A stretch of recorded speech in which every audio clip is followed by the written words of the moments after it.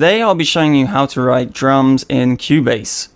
So let's talk about electronic dance music. Now in electronic dance music, drums are in many cases the foundation of a track. Get a drum groove wrong and the crowd will not dance to your track. However, if you do nail the beat, rest assured the crowd will go crazy and start tapping their feet to the beat. So what makes a good drum groove? Well, for this tutorial I will explain how we have different drum grooves for different genres, specifically house and trap. Of course, house is a wide term and so is trap, so I will try and explain the two in their wider terms. Starting off with house music. So house music is the style of electronic dance music which is dictated by the 4/4 drum pattern. 90% of house tracks will feature a kick on every beat, so if a bar is comprised of 4 beats, a kick will be placed on each one. This is the foundation of a house beat.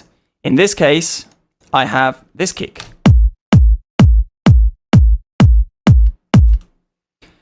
So now that we have a kick, we can expand and start adding other elements such as snares, hi-hats, both open and closed, claps, toms, crashes, rides, and so on.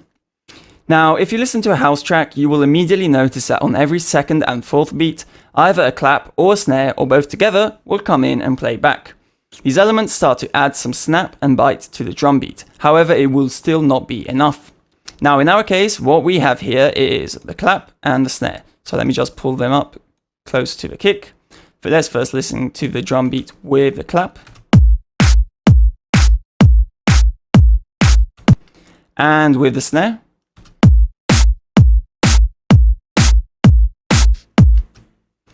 Alright, so a drum pattern that features only a kick and a snare, for example, will grow boring quickly.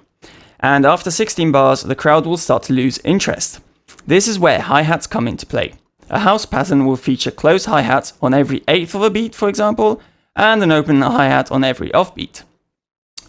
Now, before you think that these rules don't apply to every track and start complaining, I should of course state that there are no rules in music production, and this is just a guideline to what I usually hear in house tracks. Take this advice and apply it to your own productions, varying a drum beat explained here by adding or removing elements in the drum pattern. So for us, what we have is an open hi-hat, and then 2 hi-hats which are closed. So by adding the open hi-hat on every offbeat of every bar,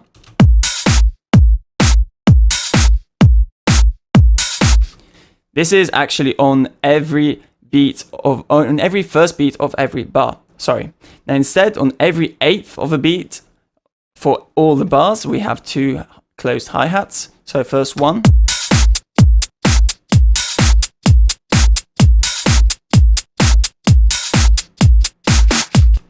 Alright, so we're starting to add some groove to it. Now we have the kicks, we have the snares, we have the hats. Why not add some variation? And we can add toms, crashes, rides, percussions, etc, etc. So there are no hard rules for toms, but usually they will play an offbeat so as to not interfere with the kick, since they both share the same frequency range. Take for example a mumbaton drum pattern, where the snare and the toms play an offbeat rhythm in order to complement the kick drum on every quarter of a bar. Now in our case, what we have are different percussion elements, and I've divided them into high percussion, the medium percussion, and the low. So I have placed them on every offbeat, and it's not playing together with the kick, since they share the same frequency range.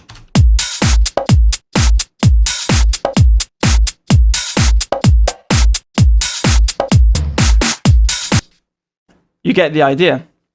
Moving on, we start to add crashes, for example. Now, usually crashes come in on every first beat of a bar, on every 4 bars, 8 bars, 16 bars, etc, etc. Creativity is key here and should be expanded upon. Just so you know, crashes will usually define the start of a drum pattern, so use them as an introductory element to the drum beat. In our case, I have a crash and a reverse crash. So the reverse crash will actually start to introduce the crash which is coming next, before the end of the 4 bars.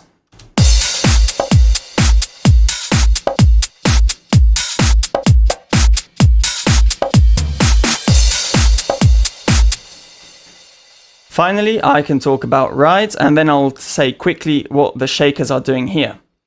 Rides may be placed in the background of a drum beat or up front, depending on the subgenre of house music. While techno may have prominent rides playing throughout a drum pattern on every eighth of a beat or on every offbeat together with the closed hi-hats, A big room house drum beat will have the rides playing in the background on every quarter, on top of every kick drum. Now, in our case, I have it playing like so.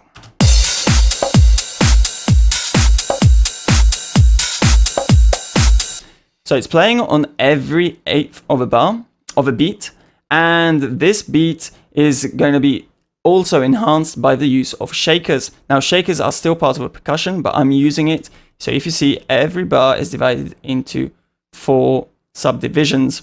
Now, instead of placing a shaker also on the kick and further enhancing the actual transient of the kick, I'm going to be placing it on the second subdivision, the third, and the fourth. Now, listen to it in context.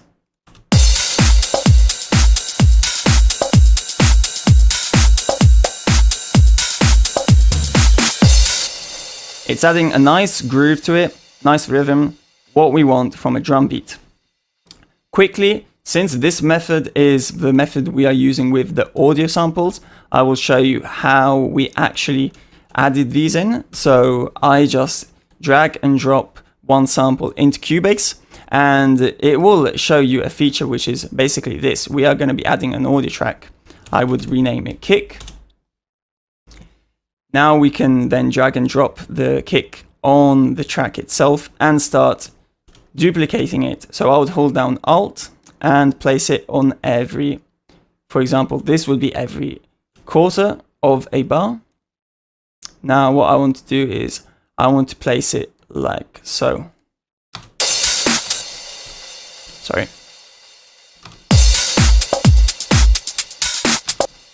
And so on, so on. Now, what I can do is I can select them all and start duplicating like this.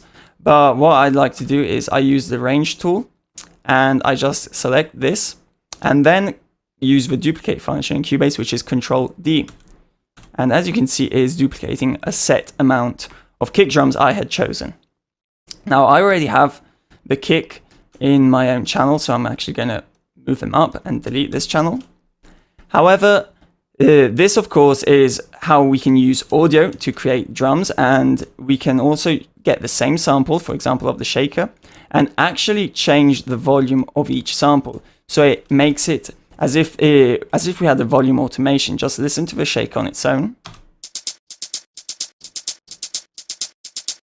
And with the kick, it adds that nice groove and rhythm to the whole drum loop. Now, the second method that I would like to use as well is using the sampler track in the arrangement window. Now, in recent Cubase versions, Steinberg introduced also another type of track called the sampler. As the name says, it acts as a sampler, thus letting you import an audio track onto it and then use that channel to write MIDI information on it in order to play back the sample. The sample will be spread across the keyboard available in Sampler, where for each note a different pitch of the original sample will play back. To listen to the original sample, you will have to press the note value C3. Now in my case, I already have one sampler, so I'm going to open the lowered zone, and here we have it. However, if I want to add a sampler, we just go to Add Track, Sampler, we will name it Kick. Now this will come up and it will say drop audio sample or MIDI part here. We are interested in the audio sample, so I would drag and drop, and there you have it. As you can see, the note value C3 is the root where it will play at the standard pitch. Now we can't hear it, and now we can. All right.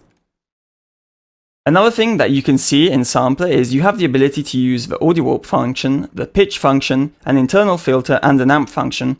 For the latter three, you can access an ADSR envelope for each by clicking the ADSR icon in the upper right corner of each section. And this will be for the pitch. Then you have the filter by activating it, and the amp as well. Again, I already have this kick. It is doing the same thing as our audio track. However, this is actually a MIDI part playing on the C3 value. So if I mute this and unmute this one,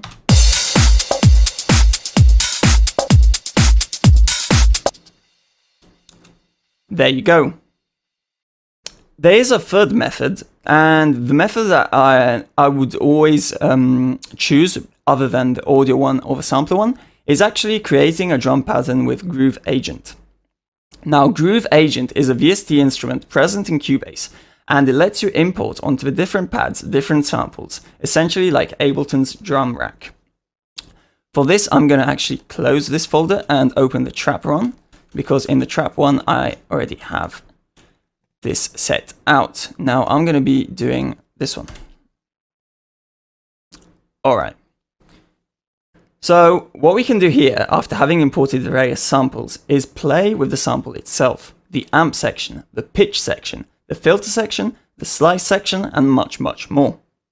Modifying the amplitude section of one sample will not affect the amplitude section of another pad, so you have so many options available to you all in one instrument. The advantage of Groove Agent over a sampler track is that you can use just one single instrument for all samples. You can also use a drum editor MIDI feature to its fullest and place the samples according to the predefined name list dictated by Cubase. So in our case, I have two samples, this one and this one. You can choose how many samples you want and import them on the various pads. Each pad can be a different sample, and at the same time, you can have the same sample actually playing in different pitches if you choose so.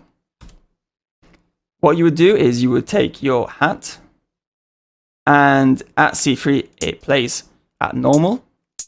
However, if you go to pitch, you can choose the key range and the lowest pitch of that sample and the highest pitch. So by going up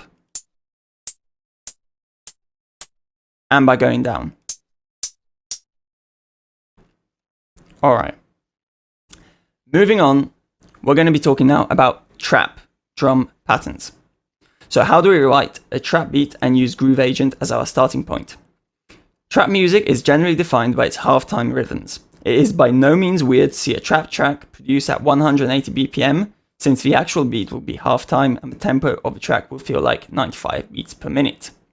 A defining characteristic of trap music is its 808s. 808s originate from old models of drum synthesizers used by hip-hop and rap artists. These producers would create a sustained kick drum with a tonal quality to it, relative to the key of a track, and then sample the kick drum, effectively creating an 808 sample which could then be used throughout the entire track as the foundation of the beat. Nowadays, 808s can either be sampled or created by VST emulations of the Roland TR-808. Together with the 808, a kick drum will usually be added to give a more prominent attack to the drum beat. This will be sidechained to the 808 in order to not interfere with the sustained bass frequencies. In our case, I have this already here. So take a listen to the kick and the 808.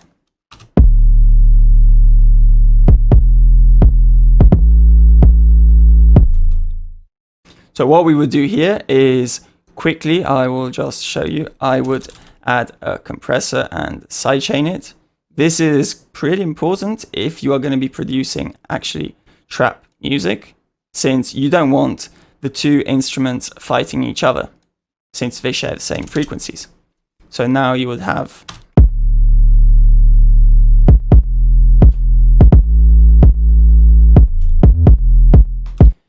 now we are not talking about sidechain compression in this video, so I'm just going to leave it at those settings. I would tweak them in if I was actually creating a track. Together with the 808 and the kick drum, just by critically listening to any famous trap track, you will understand that snares and hi-hats play a vital role in the drum groove. Snares will tend to play on every third beat of a bar, and giving the drum groove a foundation on which to build your kicks and 808s. A rolling hi-hat pattern will then give the needed variation to keep the average listener hooked to the track. Hi-hats used in trap tend to be closed and have very distinct sound to them. However, open hi-hats are also used in trap drum grooves. Open hi-hats in trap have a very similar sound to that of a white noise sample. Now, in our case, I have the hi-hat closed, which is this, so listening to it in the drum groove.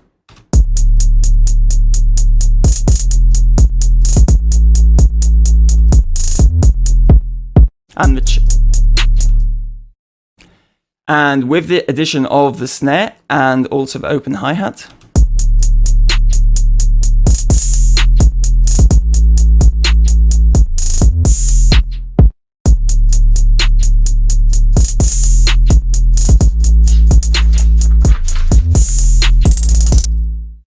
course, you can expand and change these.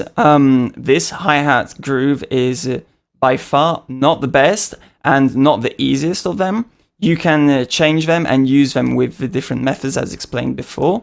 Now, in our case, what I wanted to show you is that this is actually a sample which is playing back at different pitches. However, I did the same thing just by using our groove agent, as I showed you before. What we would do is place a sample on C3, and then from C3 just adjust the key range. So then when I go and edit my MIDI range, you can see here.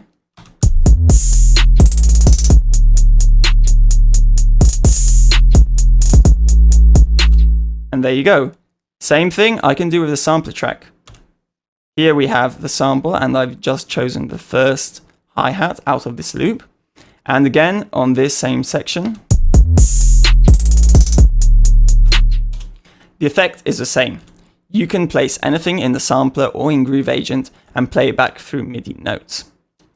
So this is just the basics of drum patterns in house music and trap. However, you can expand, modify and change to your own preference, and just by also copying famous drum beats. It's not difficult to distinguish where the kick comes in, where the 808 comes in, the hi-hat, the snare. Usually the snare, as said before, would play on every third bar. So kick and snare on their own would be like this.